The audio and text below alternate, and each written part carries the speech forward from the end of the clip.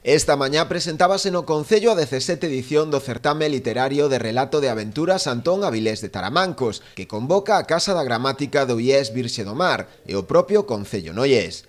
A piques de cumprirse a súa maioría de idade, dende a organización pretenden que esta edición sexa distinta ás anteriores, coincidindo ademais coa celebración do 850 aniversario da fundación da vila. E si intentaremos, que estamos traballando no Departamento de Cultura, que esa entrega de premios sea, pois este ano, algo máis especial si cabe, intentar, tanto para a figura de Avilés como para o propio certamen de relato de aventuras, pois é algo especial, non? Que xa é unha efeméride para nós o cumprir 850 anos. Ao longo destes 17 anos tivo dúas edicións nas que o xurado decidiu deixar de ser do premio.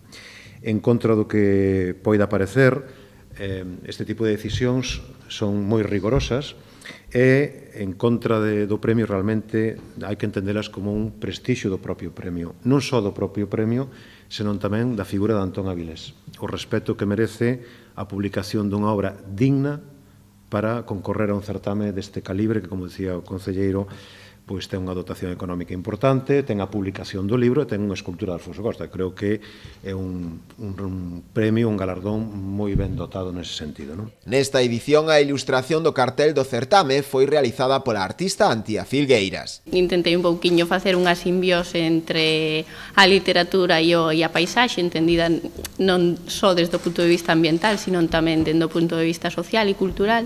E entón a imaxe que representa un pouquiño o cartaz e tamén o folleto, pois unha imaxe actual da vila de Noia, onde se marcou Avilés de Taramancos e que lle serviu tamén de inspiración pois para toda a súa obra literaria. O prazo de presentación das obras estará aberto ata o 13 de abril.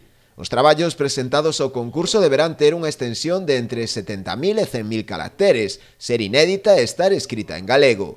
O xurado emitirá o seu veredicto o día 18 de maio.